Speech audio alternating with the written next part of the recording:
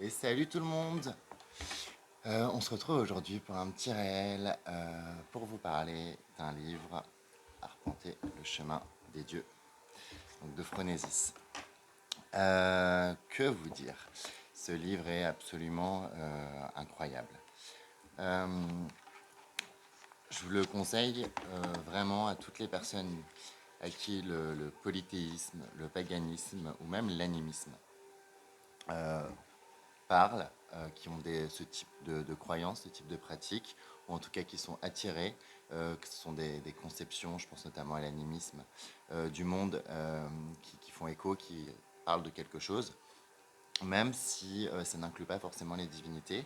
Le livre est vraiment concentré sur les divinités, mais en fait ce qu'elle développe dedans est tellement ancré dans l'animisme et dans le polythéisme que vous pouvez l'appliquer à tout type d'esprit, d'entité, d'esprit. Par exemple, il y a beaucoup de choses qui sont dedans qui, je trouve, moi, peuvent beaucoup s'appliquer aux esprits animaux, mais aussi aux défunts, esprits des lieux, etc. C'est quelque chose qui est développé pendant tout le long. Ce livre, il est vraiment incroyable parce que il s'adresse aussi bien aux personnes que ça attire et qui voudraient débuter qu'aux personnes qui sont déjà dedans. Ce qui est absolument fou en lisant ce livre, je vais vous montrer le sommaire d'ailleurs, c'est que il permet vraiment. Hop, oui, c'est un livre qui est assez fourni, hein.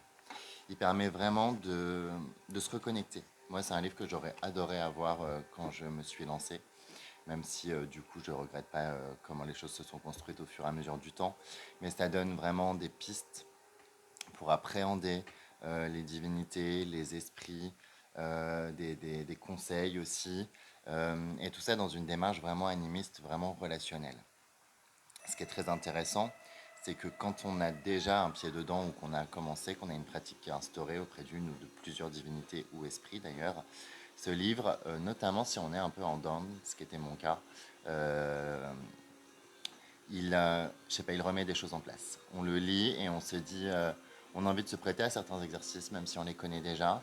On se rappelle, moi j'ai eu des souvenirs il y a 2, 3, 4 ans qui sont remontés à la lecture de ce livre, d'expériences, de choses qui sont arrivées sur ce chemin.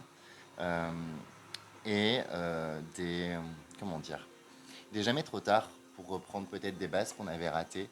Et ce livre nous le montre bien. Ça peut permettre tout simplement de remonter une pente qui était un peu descendante, ou aussi de se rappeler, de se souvenir. Et je trouve que ce livre, la force quand on a déjà un pied dedans, que ce sont des choses qui sont déjà installées, il nous permet de nous rappeler pourquoi. Pourquoi, dans quelles circonstances, comment c'est arrivé et nos différentes expériences. Au point où moi j'ai eu quelques flashs qui m'ont fait me rappeler de certaines choses et de pourquoi j'en étais là aujourd'hui. Et j'avais pris cette voie-là aussi. Ce livre, il est génial. Il se décompose en plusieurs parties hein, qui vont vraiment pas à pas. On a une première partie qui s'appelle Les premiers pas, trouver son chemin auprès des dieux, avec des explications de concepts comme la divinité tutélaire, euh, le carnet de dévotion, comment créer un carnet de dévotion. Ça, par exemple, c'est un truc il n'est jamais trop tard pour le commencer, pour essayer de se noter de ce dont on se souvient si on ne l'avait pas fait. Moi, j'ai mis du temps à le faire, par exemple. Il y a des outils pour essayer d'identifier comment on peut utiliser les cartes, le travail avec les mythes, combiné au travail aussi d'expérience, de ressenti, tout un passage sur la souveraineté.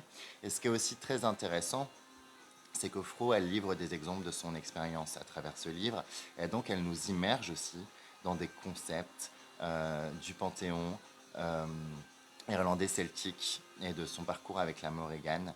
Et donc on apprend des choses. Il y a par exemple un passage sur la souveraineté, notamment chez les Celtes, et notamment en Irlande, et la souveraineté morriganienne.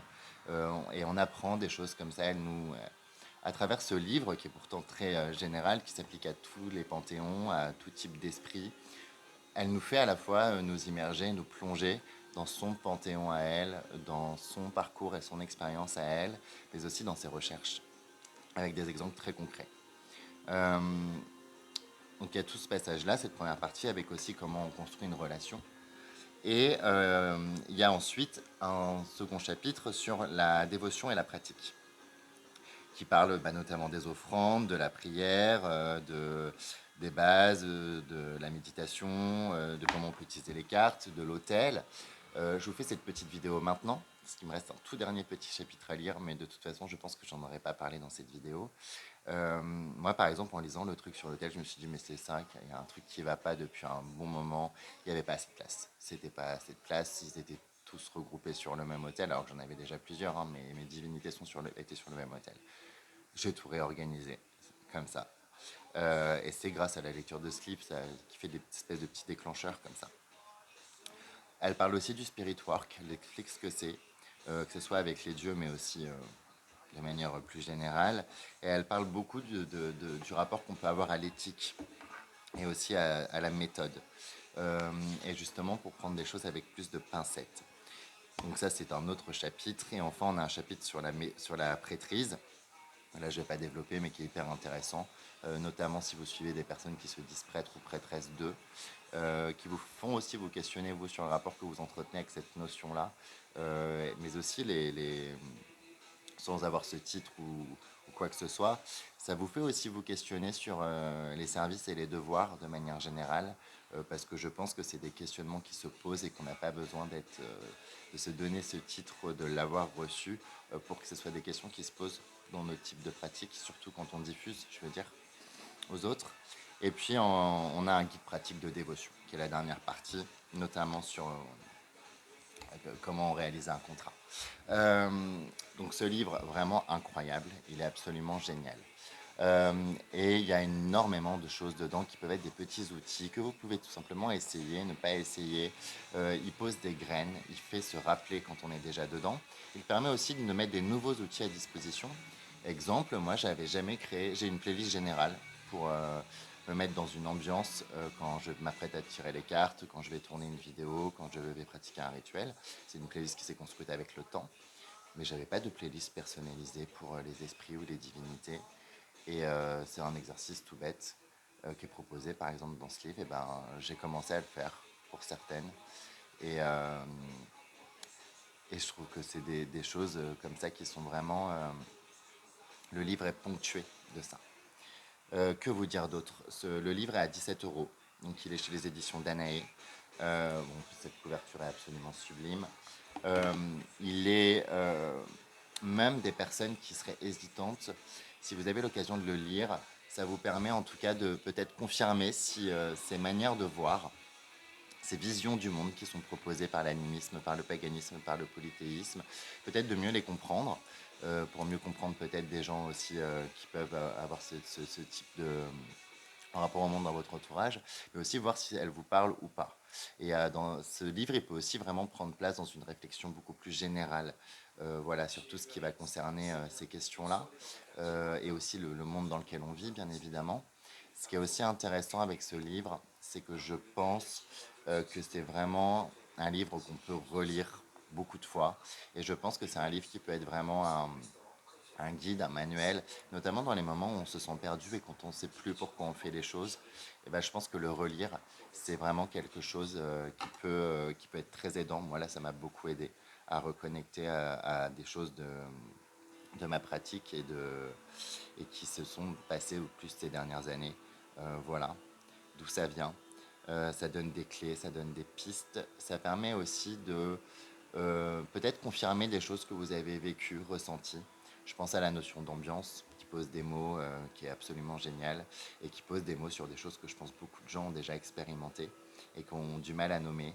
Et ben voilà, on a un terme qui est dedans, la notion d'ambiance, qui permet vraiment de expliciter plein de choses. Ce livre, il est vraiment très très complet. Et si vous êtes polythéiste, paganiste, mais pas forcément animiste, ce livre il peut aussi vous faire réfléchir et vous donner des pistes dans ce travail. Elle développe les différentes manières de concevoir les dieux, par exemple polythéiste dedans.